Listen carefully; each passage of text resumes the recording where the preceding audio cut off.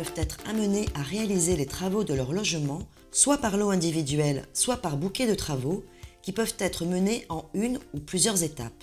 Chaque rénovation est unique et doit être traitée au cas par cas, mais de façon générale, il est recommandé de travailler en priorité sur l'enveloppe et sur la ventilation avant d'intervenir sur les équipements de chauffage qui devront être adaptés aux nouveaux besoins. Lors de l'intervention sur chaque lot, il est également recommandé d'avoir une vue globale du bâtiment à rénover en le considérant comme un système de composants, menuiserie, équipements, parois opaques liés entre eux par des interfaces et interactions. Cette approche systémique est un moyen optimal pour atteindre le confort et la performance thermique recherchée, tout en préservant la qualité sanitaire et l'acoustique du bâtiment.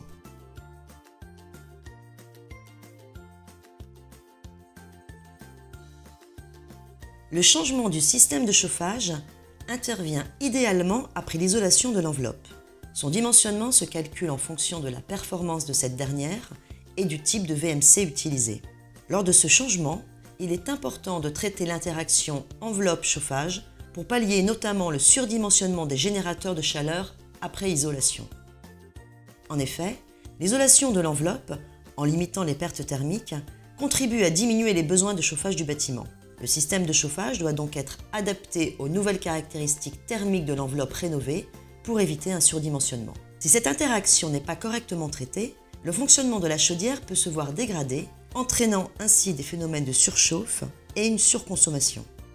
Pour éviter cela, il est possible d'installer un ballon tampon afin de réduire les phénomènes de court cycle ou de remplacer l'équipement par un générateur de chaleur dont le dimensionnement est adapté aux nouveaux besoins.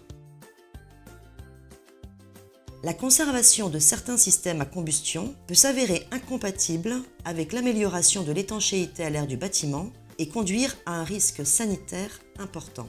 Avant rénovation, le bâtiment n'est pas étanche à l'air et l'apport d'air comburant se fait via les infiltrations.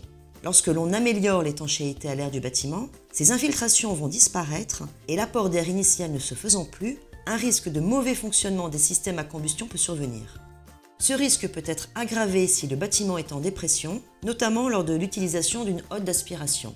Il peut en résulter une inversion du tirage avec des retours de fumée dans l'ambiance, ainsi qu'un risque de combustion incomplète avec production de monoxyde de carbone. Pour assurer le bon fonctionnement des systèmes à combustion dans les bâtiments étanches, il faut choisir des équipements munis d'amener d'air externe propres à l'appareil.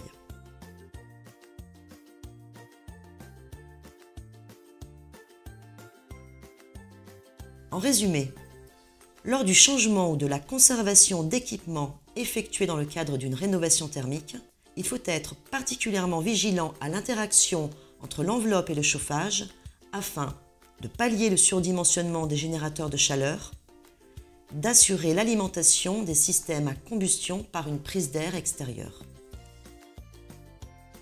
Comme le montrent ces 3 vidéos, il est indispensable de traiter les interactions et les interfaces entre l'eau pour ne pas dégrader la performance globale du bâtiment.